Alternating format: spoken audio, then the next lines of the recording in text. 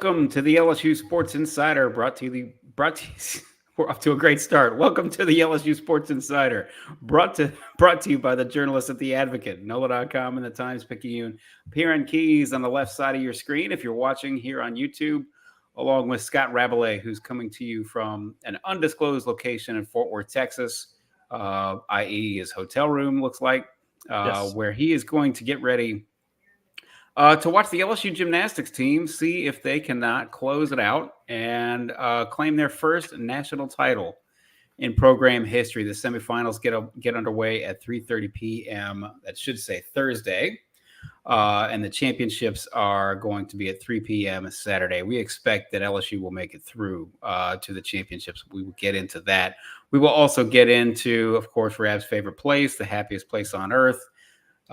His trip to Augusta, what he saw there, why he believes that Sam Burns, former LSU golfer Sam Burns, can't quite seem to get over the hump there in Augusta, as well as, of course, we will touch on the LSU baseball team as well. But first things first, this is all gymnastics all the time. The time is upon us. As I said, it should be 3:30 p.m. Thursday, not 3:30 p.m. Saturday, for the semifinals. And you just kind of put it all together, right? Yeah, I did. I botched it. I will fess up to it. And Saturday's on ABC. The finals are on ABC. That's correct. The championships are 3 o'clock on Saturday on ABC on the big network. And so it should be quite a show. And as I said, we expect LSU to make the championships, and we'll get into that, though. Rab, how are you? Road weary, I'm sure. A little bit. Got a good night's sleep last night, so I'm ready to go today. It's going to be a hot one here in Fort Worth. And then typical Texas weather, it's like 90 degrees today, and tomorrow's going to be like 60, to 60 something. So. Well, you can warm the cockles with some Taco Cabana, if you stop off there somewhere on the side of the freeway. I know everybody else would choose a finer, more authentic taqueria, but I'm a sicko. Taco Cabana is very good. Very good. Yes, I agree. A little bit of business, as always, to start off the program here. If you're watching or if you're tuning in and listening, you know that the Advocate's always been the number one destination for all things LSU sports, as evidenced by the fact that Rab is in Fort Worth to cover the LSU gymnastics team as they hunt down a national championship. So please subscribe to the Advocate if you haven't already. It's the easiest thing to do in the world. You can subscribe whether it's print or digital. You go to theadvocate.com/subscribe. And sign up there. Also, please, while you're perusing theadvocate.com, sign up for our LSU newsletter. There's plenty, as we always say, there's plenty going on in the spring semester. Really, always plenty going on at any point between, say, August and late May or early June, depending on how the baseball and softball teams do. And there's plenty to get your arms around and try to keep it all straight. So you can get all the headlines delivered to your inbox with the LSU newsletter. So to sign up, you go to theadvocate.com/LSU newsletter. We are here every Monday and Thursday on the LSU Sports Insider on all our channels, but specifically the YouTube channel, LSU Tigers on NOLA.com. Please go to LSU Tiger, or please search for LSU Tigers on NOLA.com on YouTube. That way you can find our channel. You can subscribe. You can catch us live there every Monday and Thursday. If you don't catch us live, you can still catch us on that same YouTube channel after the fact. So please subscribe there. And if you like to get your podcasts in a little bit more traditional way, of course, we are on Apple Podcast, Spotify, wherever other finer podcasts are found. Just search for LSU Sports Insider. So, speaking of which, Rab, we'll lay out. Well, first things first. Let's talk a little bit about just the LSU gymnastics season. You said really since way before the season began, even almost as early as last summer, that this had the potential to be one of the better LSU gymnastics teams that they've had, which is quite a mouthful in the past 10 or 15 years, considering all the great athletes they've had come through here and the great teams they've had come through here. Started off looking as such, got a little rocky at some points, and yet here they are at the end of the season, exactly where we thought they might be. Just take us through the season a little bit, if you would. Yeah, I mean, you started the season, they're predicted to be in the top 5, with some great gymnasts coming back. They suffered through a lot of injuries last year. They lost Kaya Johnson to an Achilles injury early in the year. She decided to come back for a 5th season. And so that bolstered their chances. And then they just had brought back a lot of experience, blended with a couple of really talented newcomers like Connor McLean and Amari Drayton, and they've been tremendous just about all year long. Maybe a bit of a slow start as they often get off to, but they've had 9 scores over 198, and that's the threshold for like, oh, you've really had a good meet, 198 or above. And just throughout the season, just really had a lot of highlights. They set the program record for best score, 198.475 in a meet against Arkansas in February. They finished second in the regular season to Florida. They stubbed it to at Missouri, a meet they shouldn't have lost. Otherwise, they would have shared that title. But then they came back at the SEC championship meet at the Smoothie King Center in March and won that title for the first time since 2019. And just had a lot of tremendous performances. Haleigh Bryant was the all-around and vault champion. Kaya Johnson and KJ Johnson helped share the floor title. Ashley Cowan won bars. Connor McLean had a perfect 10 on beam. Go to the regional in Fayetteville as the top seed, the number 2 national seed, win there. And now they're here as the top seed in their semifinal. And, just Haleigh Bryant, for one, talks a lot about doing their normal gymnastics. And normal gymnastics for LSU means very good, being one of the best in the country. If they do their normal today, and it's gymnastics, you never know how things can go. But if they do the normal on Thursday, they should be into the finals, and then you've got a shot at the program's, you said, first national title. They've been the runner-up 4 times in their history, been very close a bunch of times, but this is their best chance. I think this is their best team since 2017, when you had Sarah Finnegan and Ashley Natt, who of course now is an assistant coach, and Maya Hambrick and McKenna Kelly, and they were just tremendously talented and experienced, and that's what you see this year with the likes of Haleigh Bryant and Kaya Johnson and Aaliyah Finnegan, Sarah's younger sister, and then the newcomers, like I mentioned, McLean and Cowan, and KJ Johnson's been tremendous on the floor. So a lot of depth, a lot of and Olivia Dunn. Let's not forget Olivia Dunn, who has competed more this year than she did last year. Really has contributed in some spots. So an excellent team, but no guarantees how they will do, and certainly as Jay Clark likes to say, the head coach, you can't play defense in gymnastics. You can only do your best. You can't do anything about what the other teams do. And so that's where they find themselves going into this national semifinal.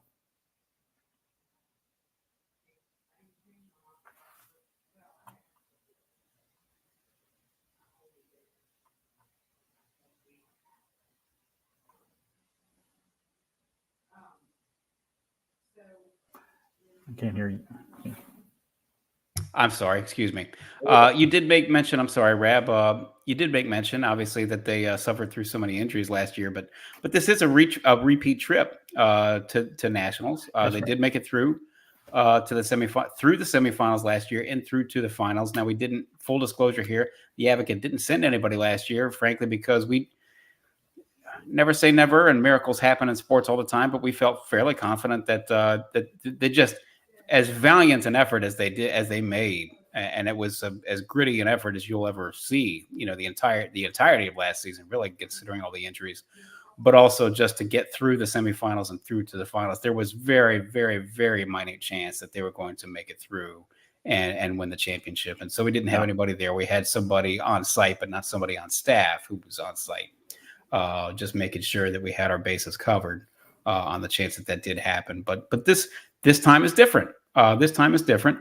LSU is the I guess the number 2 favorite would be the best way to put it. Mm-hmm. They are an underdog to Oklahoma. Oklahoma is what you would consider to be a prohibitive favorite, but this is not out of the realm of possibility, in part because, okay, yes, you never know what may happen in a meet, but also because this is a doggone talented LSU team that has broken some records along the way, not just number of perfect 10s and things of that nature, but team records, team scores, things of that nature. Correct, Rab?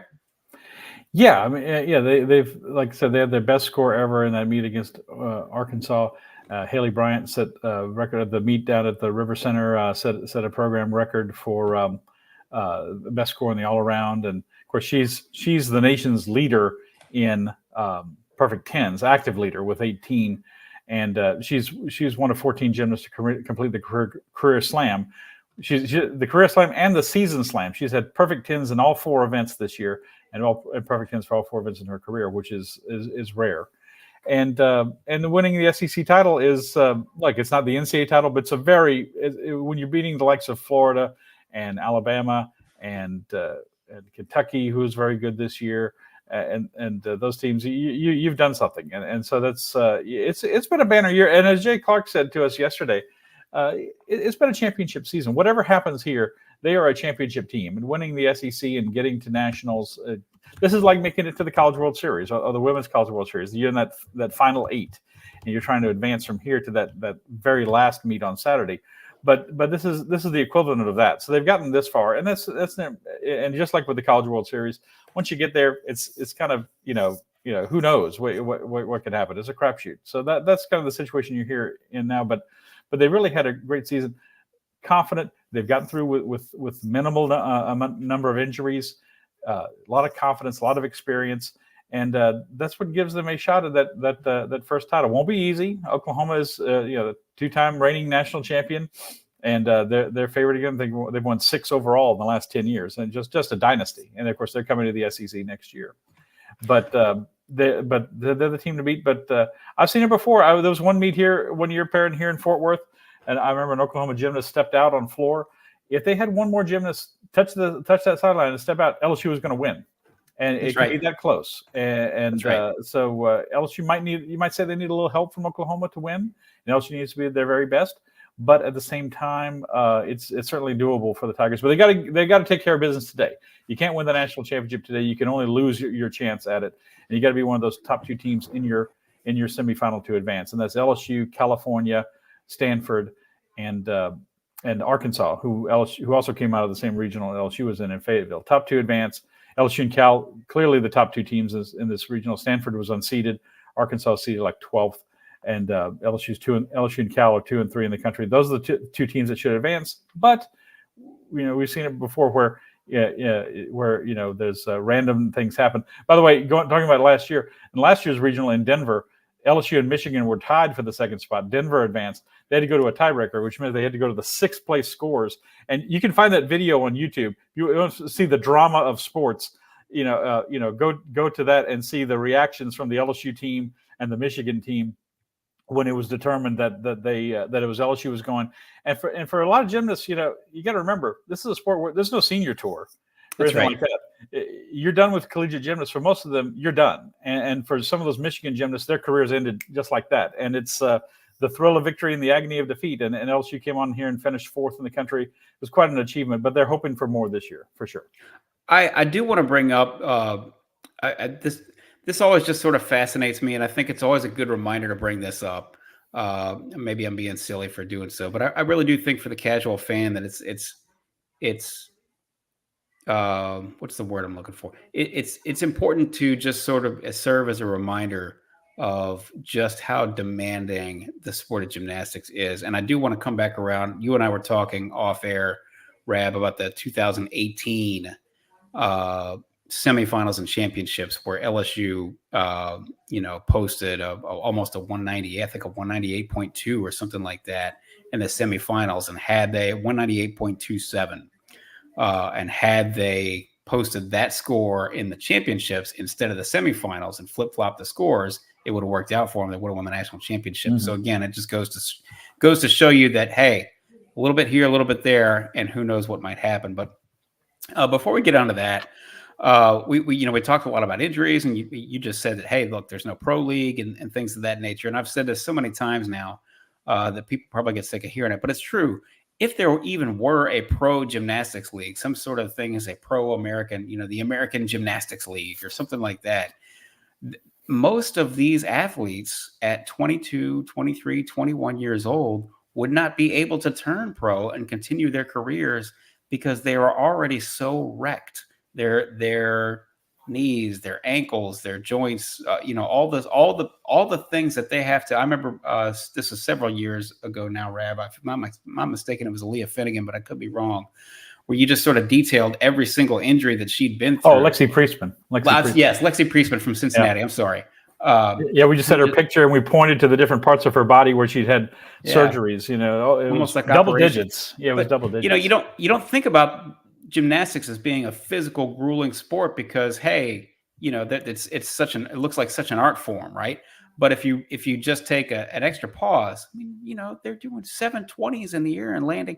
When you walk, you're coming down on one foot with the force equal to 4 times your body weight. Now, and when you jog, you're coming down with the force equal to 6 times your body weight on that one foot. Now think about what they're doing at full speed, doing flips and turns and twists and things of that nature, coming down with all the force that they're coming down with. It really is amazing what these athletes do. Just generally speaking, on a regular basis, all the practice they have to put themselves through, and they absolutely pay a price for it. I'm just curious to see what just a sort of a random rumination. I understand that, but just it really is amazing what they put themselves through, is it not? No, it's worth discussing. Like I spend most of my time covering college football, and we spend most of our time talking about LSU football. But these are the toughest athletes I cover, and I'm not kidding. I'm not making that up. They have to go out there and perform. And especially by this time of the year, the season is 3.5 months long at this point, and everybody's got something that hurts. They're dealing with, and just right now they're dealing with monitoring Haleigh Bryant's hamstring has been acting up, and Savannah Shaneher, who does a couple of events, a 6th-year senior from Florida, she's got a shoulder that's bothering her, but they're both supposed to compete. But there's the things they're monitoring. By this point in their lives, they've done gymnastics for 18 to 20 years. You talk to any of them, and I love to ask them, how did you start? And a lot of them talked about they were jumping and tumbling off the furniture, and their parents said, I got to get this kid in some kind of program because they're going to wreck the house. Christina Desiderio, a former LSU gymnast, recently departed gymnast, talked about doing tumble sets through the restaurant when she'd go out to dinner with their parents. Like, we got to get this kid someplace to focus their energy.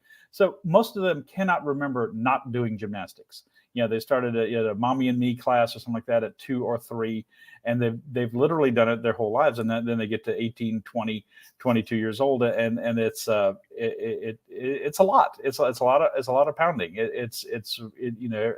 And they're up there smiling with the sequins and the makeup, and their hair is just perfectly in place, and they're smiling through these routines. But the smiles mask a lot. Masking the grittiest of gritty athletes. I'm telling you, it really, more than one of them, I've heard their stories about their injuries, and Lexi Priestman is one that comes to mind.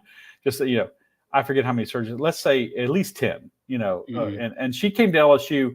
She might have had the best resume, certainly to that point, of any gymnast who came to LSU. She was an Olympic contender and all that stuff, and just her injuries had mounted to the point where she never was quite that at LSU. But I remember just talking to her about all this, and I said, "You're tougher than any football player I cover, lady. That's for sure." and it's absolutely true. A few get through with only a few. Ashley Natt, who, like I said, was a great LSU gymnast and is now an assistant coach, got through pretty unscathed in her career, but she still had a couple of things that bothered her and everything. She doesn't go tumble sets anymore in the gym, but it's they deserve their respect. Whether you like gymnastics or not, or whether you understand it or not, these athletes deserve everyone's respect because they really are tough, and they really do gut through some stuff that you look closely there. You watch the meet Thursday or the meet Saturday, and you'll see lots of tape on the ankles. Their wrists are heavily taped or braced. You might see someone compete with a brace on their knee. Say, how can they do that on their knee? With that on their knee, and it's quite something. They have a lot of my respect. They really, really do.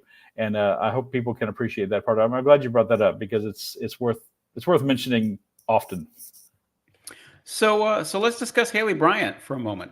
As you were there in Fort Worth, Texas, she earned the AAI award given to the top senior gymnast in the United States. I think most of the people know a little bit. Most of the people tuning in know a little bit about her story. Gym Slam, Season Slam, and so forth this year. But one of the best that LSU's ever had to come through here, and certainly essential to their success in Fort Worth. Yeah, I was talking to Bob Moore, former LSU, recently retired LSU assistant coach, who was there a long time under Dee Dee Bro and Jay Clark. and he thinks she's the best they've ever had. And it's hard to argue with that. Boy, what can you say about Haleigh Bryant? She won the AAI award, which goes to the top senior gymnast, but it's as close as gymnastics has to a Heisman Trophy. And she's like the 4th LSU gymnast to win it. She's just had a tremendous season. She has only had like a handful of scores below 990. She's had 8 perfect 10s this year. Like I said, 18 for her career. She had 10s on. They start on vault usually at a home meet. Well, they always do vault and then bars. She went 10-10 on the first 2 events. And I looked up at the River Center at the scoreboard and said, Haleigh Bryant, 20.000. I said, that's not something you see every day, a 20, next to somebody's name. That's right. 2 events. And that was the event. That was the meet where she got the 39.925, 40 being the best score you could have. So 39.925, I mean, she only had 0.075 worth of deductions for the whole meet. She's been tremendous. She's the best gymnast in the country. She leads the nation in all-around scoring. She leads the nation in vault. She won both of those events at the SEC meet. She won the NCAA vault title as a freshman, and that's tough. You have to be on. You got to be on tonight. This is when the NCAA, along with the teams trying to advance to the final, the NCAA individual championships will be determined on Thursday from the best scores from the 2 semifinals in the all-around vault, balance beam, uneven bars, and floor exercise. So there's 5 individual championships at stake. And so she's certainly she's in the top 10 in all of them, ranked in top in the country on vault and all around. And aside from that, I've said this to Jay Clark and other people at LSU. People at LSU could not ask for an athlete to represent their school better and to handle themselves with more class than Haleigh Bryant. She recognizes and accepts the role she has. That a lot of young athletes and fans look up to her. She's always on. You never hear any controversy. You never hear anything about any drama with her, any ego or anything like that. She's not the most exciting quote sometimes. It's a lot of we and us and the team, and and she says some of the minor complaint. But she is. But her focus on we, on us and doing what we need to do and what we're supposed to do and worrying about that does sort of speak to her being a great teammate, though, and being, kind of having that laser focus that you would hope your best athlete to have. I'm sorry. And she does have that. And I will say this to kind of wrap all this up. In an era where we have seen, we're going to look back on these last couple of years one day and just be amazed at the great athletes who have come through the LSU's campus. 2 Heisman Trophy winners in the last 5 years, and the top 2 picks in last year's draft with Skeens and Cruz in the baseball draft, and Angel Reese and Mondo Duplantis is not that far removed from LSU, and Sha'Carri Richardson not that far removed from LSU. She will rank up there. She deserves to rank up there with any of them. She's the best I've seen. And I thought, okay, I'm gonna say that about Sarah Finnegan, who Aaliyah's older sister, who also won the AAI award. That's hard for me to say, but she's the best, and I hope for her sake, not trying to be a fan, but I hope for her sake that she caps it off with another individual national title, or certainly leads LSU to a team title. I know the latter would mean more to her than any individual awards. But she deserves all the accolades, and I think I just think I put myself in the position of her parent. I've talked to her dad and her mom before, and so that you have to be tremendously proud of this young lady, and she can come back for a 5th year. She's kept it under wraps. I know some people think she will, and some people think she won't. But it probably depends on what they do here this weekend. I would think she can go out on a national championship note. Maybe that would be it.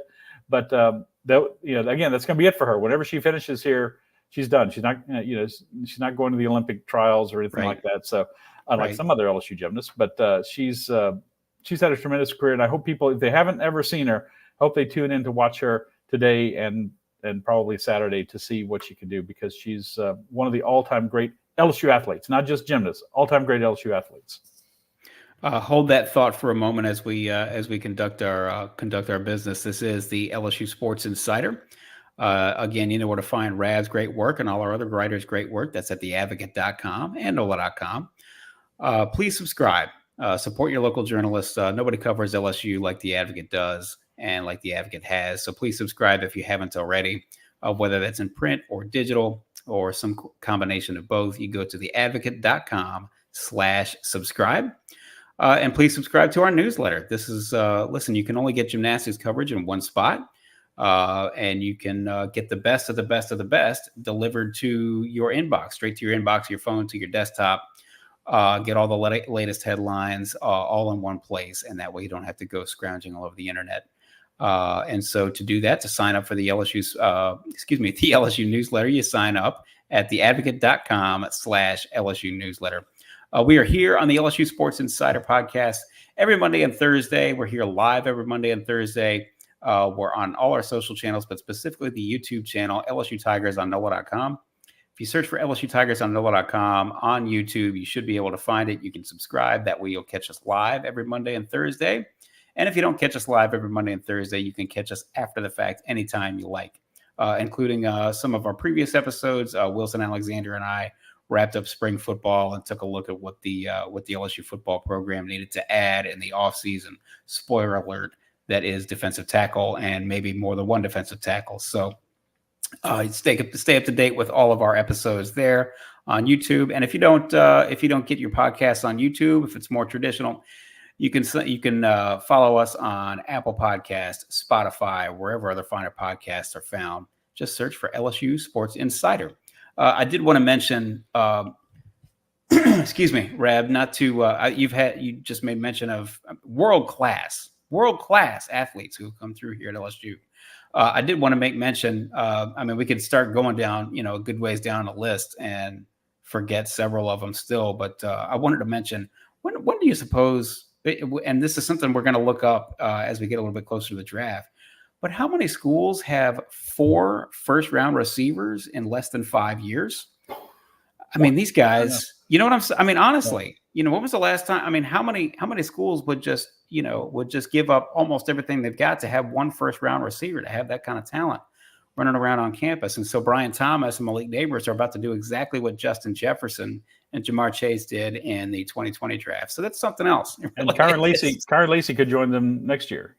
He might. He's certainly trending upward, and that's certainly comforting, I'm sure, not only to Brian Kelly but to the LSU fan base as well. He seems to be at this point, with a long way to go, he seems to be making the most of his opportunity. And CJ Daniels, a transfer. Some people say, hey, he could be the top receiver this year. We just don't know. Xavier Thomas. I mean, one way or the other, they seem to have figured that position out. Yep. They look for everything. Parent, I think I wrote this about 10 years ago. It was like, I looked up going into the season, the team that was right in the middle average of passing, the season before. And it happened to be like Tulane. Okay. Average in the country in the FBS. It's like, what if LSU could just get to average in terms of passing? Just. Oh, you mean from back in the Miles era? Back in the Miles era, 230, when they couldn't complete a forward pass. 236 yards a game or something, whatever it was. That was right in the middle. Why would they go average? Because the defense back then was really good and the running game was solid.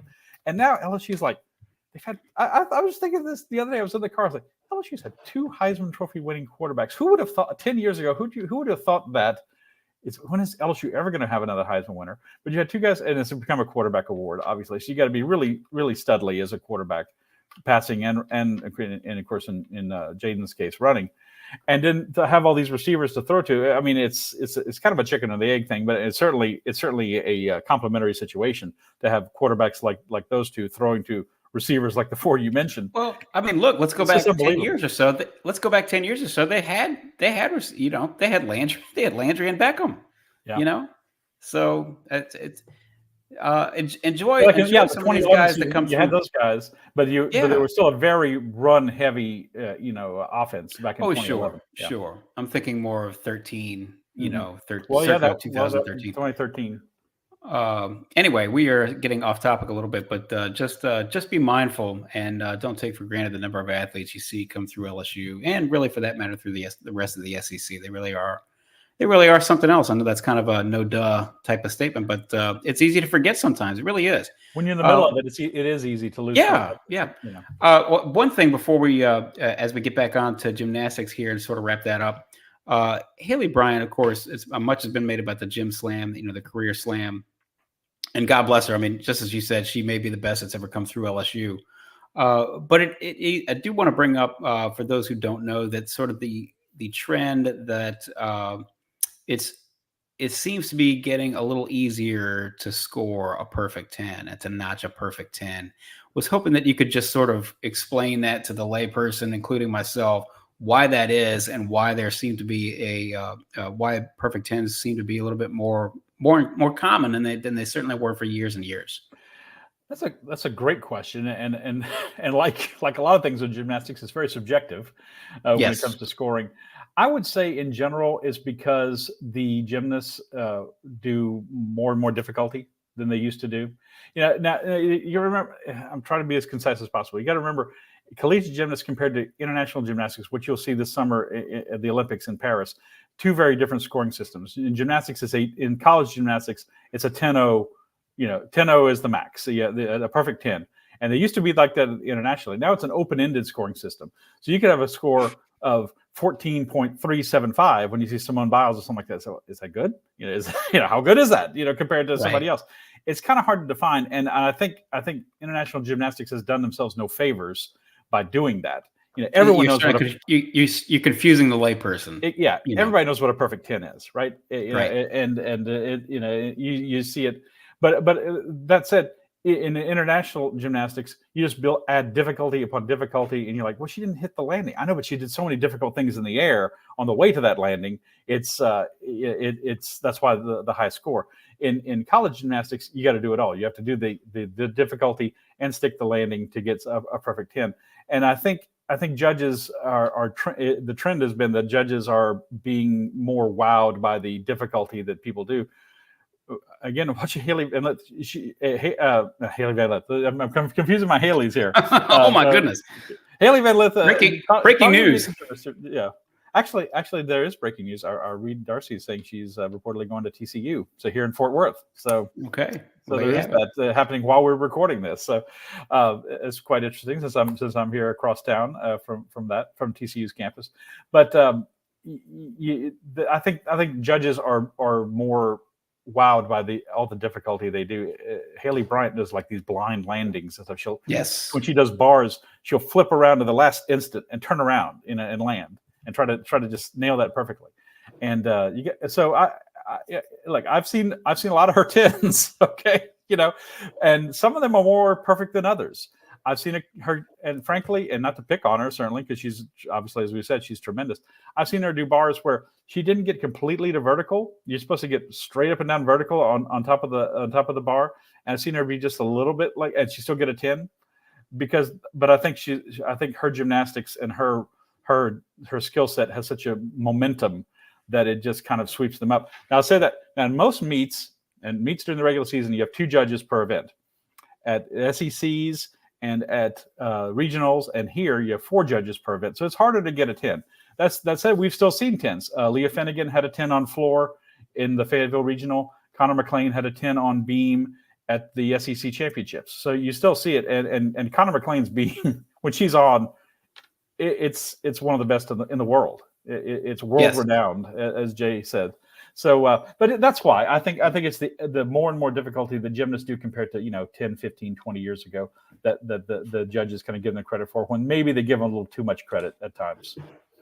So Oklahoma, to wrap up, we again, no guarantees, but we expect that LSU is going to make it through to the championship round on Saturday, and Oklahoma will make it through, and Oklahoma will be the favorite. What has to happen? We touched on this a little bit. What has to happen and for LSU to be able to, sort of notch that upset, whether that's, just sort of the team score to end all team scores, one of the best they've ever posted, things of that nature, but also what makes Oklahoma so difficult to overcome. And I know you and I have talked about this a little bit, but, they're starting to take, 5% criticism for sort of the way they perform. And I was hoping that you could sort of just sort of give that to us in lay terms as well. Yeah, I mean, they're tremendous. I liken Oklahoma women's gymnastics to John Curtis in football. They're not real flashy. That's a great analogy. Yeah, they're not real flashy, but what they do it extremely well. They just execute and they just do it with such great consistency. And look, they're tremendous. They've got some great gymnasts. They've been great all year long. They had a 198.950 in the Big 12 championships, which is almost a 199. It's almost supernatural. Yeah, exactly. And they've got four all-arounders ranked in the top 13, led by Jordan Bowers, who we put her in the 5 gymnasts to watch today. She's number 2 in the country behind Haleigh Bryant in the all-around. Faith Torres, Catherine Levasseur, Audrey Davis. They just keep coming at you. And they just stick their landings. Now, a lot of people, the critics of Oklahoma, say they don't do quite as much with as much flair as an LSU does. Not as daring. Yeah, and not as daring. And they kind of created this trend that I think is unfortunate in gymnastics of teams instead of on floor, and LSU's number 1 in the country on floor, Oklahoma's number 2, of teams doing 2-pass tumbling routines on floor instead of 3. Well, obviously, 3 more things can look great, but more things can go wrong. And you see most of LSU's gymnasts will only do 2 tumbling passes now, and that's because of Oklahoma. They kind of started that trend, and as Jay Clark said, gymnastics should always be pushing the envelope, and in some cases they're not. And this is one case where even LSU has given in to the let's be consistent and instead of being as flashy as possible. Well, that's why they're good. They have excellent gymnasts. Their stuff is very good, but it just doesn't wow you as much as an LSU does or a Florida or some of these Utah when they're really good. Some of these other teams. So, but I expect and look, I'll say this too. They got a tough semifinal. LSU got the better draw of their semifinal because you have an unseeded Stanford team in theirs. I was about to say, go through that if you would with Florida and Utah. It's LSU, Arkansas, California, and Stanford. LSU is the 2 seed. Cal is the 3. Arkansas is the 10. I think they had the 12th best average of the season, but they were the 10 seed coming into the tournament. And Stanford is unseeded. In the other semifinal, the evening semifinal. That's session 1, which begins session 1 at 3:30 at 3:30 at 3:30 Thursday. Yes, Thursday. I'm sorry. This is session 2. 8 o'clock. Oklahoma is number 1, Florida number 4, Utah number 5, Alabama number 8. A very good team is getting left out of, or 2 very good teams are getting left out of that semifinal. Like I said, it should be LSU in California if they do their gymnastics right, advancing to the final. But boy, you could say Florida or Utah, Alabama, probably a little bit below them, but they've hit 198 this season. But Oklahoma, Florida, Utah, somebody's getting left out. And boy, if it could happen, Perryn, that Oklahoma has to count a fall or something like that, and Florida and Utah are really on, and they don't make it through, boy, the door is open for LSU if they advance. It's on to win it. Yeah, so watch for that too. I don't expect that to happen, but again, it's gymnastics and mistakes can happen. But they're a tremendous team, tremendously consistent. For LSU to win the national championship, like I said, they got to get to the final. Oklahoma's got to be a little off. LSU's got to score something over 198. Something probably well above 198. And Oklahoma's going to have to count something that's not great, 9.775 in one of their events or something like that. Something just a little bit sloppy landing. And right. LSU's got to be on with their best gymnasts. They've had, along with Haleigh Bryant, they've had 3 other gymnasts have 10 perfect 10s this season. Haleigh has had the most, obviously. Connor McLean has had 10s on bars and beam. Remember, she won the 2022 U.S. Nationals title before she came to LSU. That's the title that Simone Biles won last year and likely will again this year. But she won the national all-around title. Very impressive.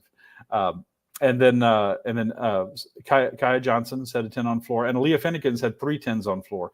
Aaliyah Finnegan, to me, is the X factor for LSU. She's been up a little bit. She's been down at times. She's had some falls and some wobbles. But when she's on, especially on floor and beam, she can deliver some really great scores. And LSU needs her to be on to win the national championship because you expect those other 3 to be pretty darn good: Bryant, Kaya Johnson, and Connor McLean. But they need Aaliyah Finnegan to give them that extra score because Oklahoma's got, like I said, 4 all-arounders who are really, really top-notch. Okay, so let's shift the focus a little bit here, just to sort of close out today's episode. You, of course, were at, as far as you were concerned, the happiest place on earth. Even though I know you're a Disney guy, the happiest place on earth for you is Augusta National. So I understand that this is, obviously an LSU podcast, but I just wanted to ask you about, some of sort of your reflections on, you've been to what, 17 Masters now? Is that correct?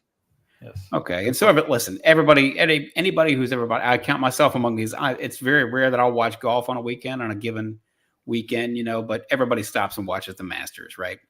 Right. We will get to Sam Burns and why we think he has not, done as well as maybe he should have or could have in Augusta. But first things first, long before Verne Lundquist was known as the voice of the SEC broadcasts on CBS, he was known, among many other things, of course, many years doing the Cowboys broadcast. But of course, his voice and his presence at the Masters was a given, and it was you almost come to depend on it. Yeah, you almost come to depend on it. You knew he was going to be there. That big booming voice was going to be there on CBS, and of course, we all remember the "Yes Sir" call, and among many others in '86 when Nicklaus won it. Just wanted to get sort of 3-5 minutes worth of reflection on Uncle Verne. Yeah, this was his last Masters. This was the last thing he did. He stopped doing SEC football after the 2016 season. Doesn't seem that long ago, but it was. And then he was just doing he was doing basketball for the NCAA tournament. He'd do it to like the regional final, and then he stopped doing that. He was just doing golf. CBS has the Masters and the PGA Championship. And he even called, remember a couple of years ago when Phil Mickelson at 50 won the PGA Championship at Kiowa Island, Phil pitched in out of a bunker for a birdie, and he was calling that hole.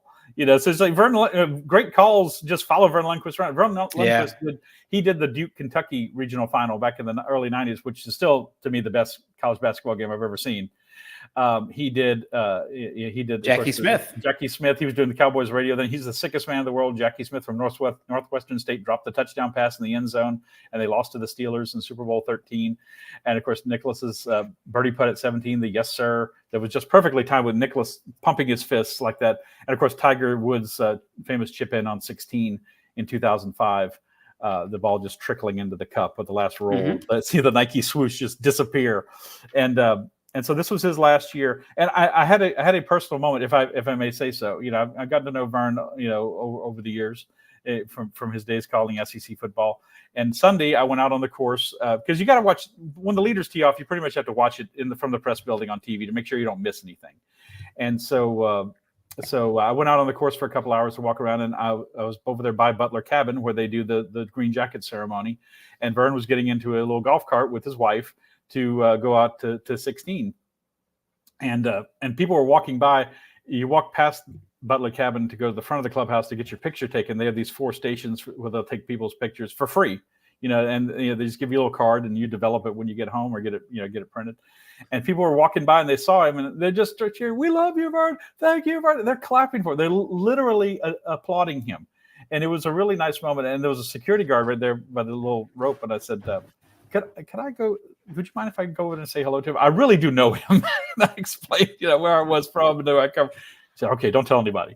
So I go over there, and some people like Verne Lundquist, some people don't. But I got to admit, I got a little choked up, and I all I could say was, "Verne, I hope you have a great day. I just hope you have a great day."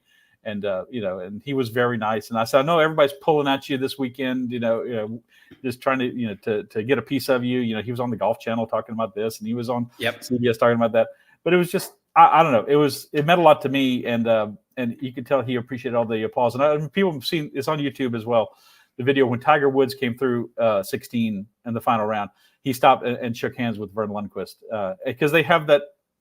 They share that experience, that piece of history. That piece of history, yeah. And that was really cool to see, and obviously very gracious and very very nice of Tiger Woods to do that. I'm sure it meant a lot to Verne, and he's one of the great voices, and there've been a lot of great ones at calling. CBS has done the Masters every year. It's been on television. It's the longest running contract in sports since sports 53. 56. Is that right? 56, excuse me. And they're on year to year, supposedly. Right. Then a year to year. But they'll never. I mean, unless CBS collapses or something. I mean, just the Masters is never going to go anywhere else. I mean, exactly. It's one of their crown institution jewels. that loves its traditions more than anything else. I would just say that. I'm sorry. Go ahead. No, and it dovetails perfectly. They get done with the NCAA tournament and then a basketball tournament, and then they go to the Masters. It just is one of the best parts of the year for them. And I'm sure, as you know, I'm sure you probably know this, probably knew this before I did. The whole reason that the Masters is at the time of year that it was that for decades upon decades, of course, all the writers, all the columnists from the Northeast were down at spring training in Florida, and the Right. Masters timed their event, so that the writers would catch the tournament on their way back up to the Northeast. So That's that's exactly how right. It was in how late that started. March, actually. Right Yeah, before opening day. The first few Masters were in late March, and Grantland Rice, the great sports writer, was one of the founding members of Augusta National. In fact, he helped get people to come. There's a great piece online by I think the guy's named David Owen. If you search for it, about the early years of the Masters and how it's the club. It was founded in the Depression, right, in the height of the Depression, right. 1933. It really struggled to survive those early years. They couldn't even pay their water bill to the city of Augusta at one point, and now they're building. Now they could pay for the city of Augusta. They want to move a road so they could extend the fifth hole. We'll pay for it. It's okay. Yeah. They said this year they're building underground parking for the players between now and next year's tournament. So they got to build an underground parking garage between tournaments. Okay. Yeah. They got a little bit of money. Augusta National is comprised of the people who run the country. That's right. I mean, it really is that simple. So they've got a little bit. They've got some spare change between. When they decide to do something, they do it. They built the press building we have, which is a 50,000 square foot building between the 2016 and 2017 Masters. They just worked around the clock, and it's like it was always been there. Once we got back there, you got to have a little bit of coin to have enough manpower to pay for enough manpower to do that. Real quickly, before we wrap this up, Sam Burns, just has not done as certainly all the potential in the world. He's certainly made his mark here and there. Certainly didn't do well, this year and recently. What do you make of the former LSU golfer Sam Burns? What do you make of this? And do you ever expect him to be on a leaderboard as they hit the back nine on Sunday? Yeah, Sam missed the cut at the Masters this year in 3 appearances. He missed the cut. I think he was tied for 29th last year. Missed the cut. It's really puzzling because his best finish in any major is a tie for 20th in the PGA Championship a couple of years ago, and he's never really been in. He's never been in that mix. The back nine on Sunday at the Masters or the U.S. Open or any of them, and it's puzzling because he's got all the tools that you would want to be a major champion. He hits it long.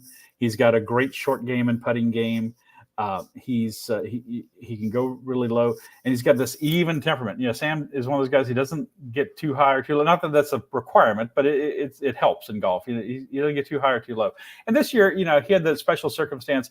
He and Scotty Scheffler are good friends. Scotty won the Masters again this year, and they shared a house together. And both their wives are pregnant. And they both said they were going to leave the Masters if their wives went into labor, and Sam's wife was due this week. I have not heard if they've had the baby or not, but so he was probably not entirely disappointed to be able to head home and be with her. Scotty's wife is due later this week, and he's playing in the Heritage at Hilton Head, South Carolina right now, which I just can't believe. But I know he went home. He came home to Dallas. He lives here in Dallas, and he came home here, and then he, I guess, dropped off the green jacket and went to the Heritage, with your favorite guy, Ted Scott, on the bag.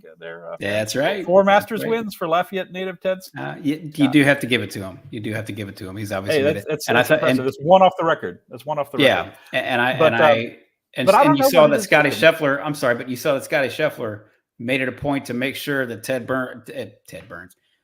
Ted Scott got his moment, so to speak. As they're coming up on 18.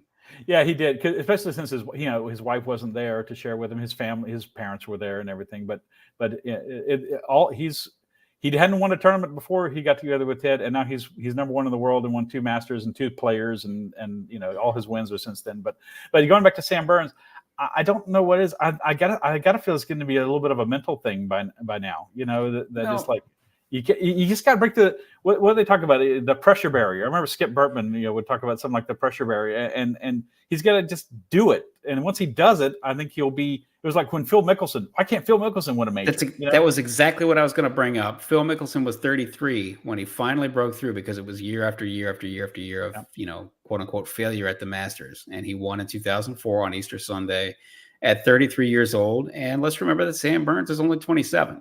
Right. And you can do this for a long way. Of course, you start to slide a little bit, as you get into your late 30s and things of that nature. But But he's got a long way to go. Done. He's got a lot of time left to be in his prime. That's right. He's got to really feel it, because this year, like the last couple of years, he and Scotty Scheffler have shared a rental house in Augusta for the Masters. And there was a funny story this year. Tuesday night, Sam Burns said Sam's caddy was cooking some steaks, and Scotty's like, "Oh, y'all cooking steak tonight? I got to go to this dinner." He had to go to the Champions dinner, and Sam's like, "No, I don't feel sorry for you. I don't feel bad for you." Okay? That's a good story. And so to see one of your best friends have all this success, and you're still trying to, and he's won tournaments. Like he won the World Match Play last year and in Austin, and he's won a lot of 5 or 6 tournaments on the PGA Tour. Had an excellent start to his career, but just the majors are what everyone's judged by, right? That's right. Even in this fractured era of the PGA Tour versus Live Golf, the best players still come together for the majors, and that's what everyone's judged by. I just think he's going to win one eventually, at least one eventually. I just think he's too good and too talented, and I think anyone around who's followed LSU golf will say that. He's just got to break through and do it, and maybe seeing Scotty Scheffler have all the success will renew his efforts. But his life's about to change too, right? He's going to have a child. As parents, we know your life changes, and for top level world-class athletes, it's a huge change. So we'll see. It changes for better and worse. That's right. But I certainly I think he can do it. He's still very young, and like you said, Phil Mickelson, it was several years beyond where Sam is now before he won a major, and then he won 3 Masters, a British Open, and 2 PGAs, 6 majors, which is a tremendous career. So hopefully he can do it eventually for his sake, because he really does have everything you want to be a major champion. Absolutely.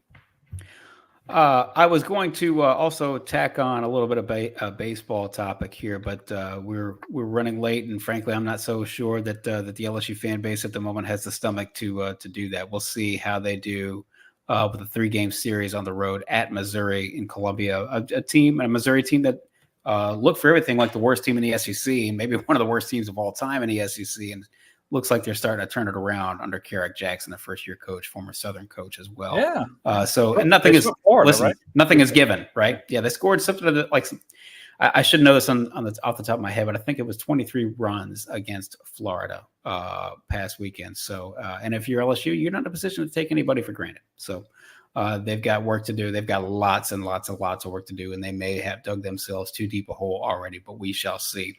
Rab, we will wrap it up here. If you would, bring me back a 2-taco combo from Taco Cabana.